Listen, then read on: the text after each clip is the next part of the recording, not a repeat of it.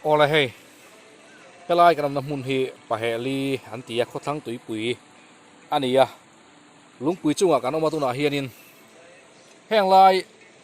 khotlang tuipui luidung chho hi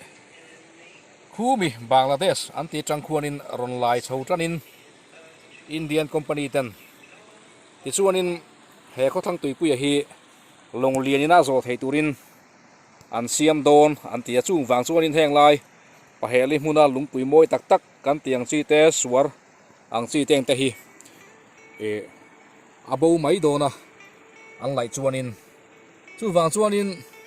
an lai chiat ma hianin heng lai ram lei lung boi na teng te hi atha han laka documentary ta na han da that kan du wangin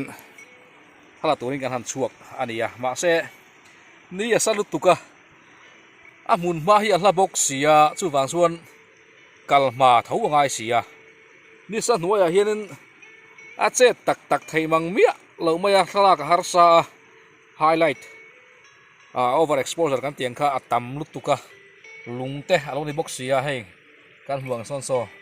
lungte te so alang moi du lawani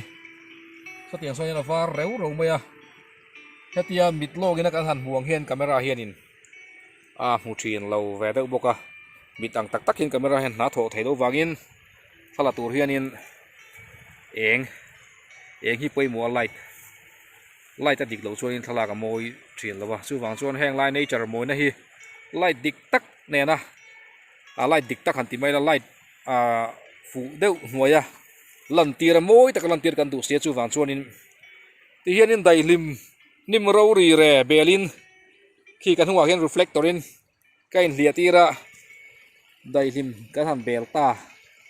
ania ti chuanin he la hian ei zo thana ni sa hnuaia enge mo tha an la kuala long leng ron vei fak ta panom nga khulai khon kanom na hnuai hi tuipui ania hianin tuichunga kan omani deuh ber mai na tuichunga lung aron to lota chumia chuan kan om ania ti khuanin kan nuaya khuanin long lengin sahaman tu teng te anoma in vei fak te po an kalmek ani lai lama eng tak angang imo bye bye ule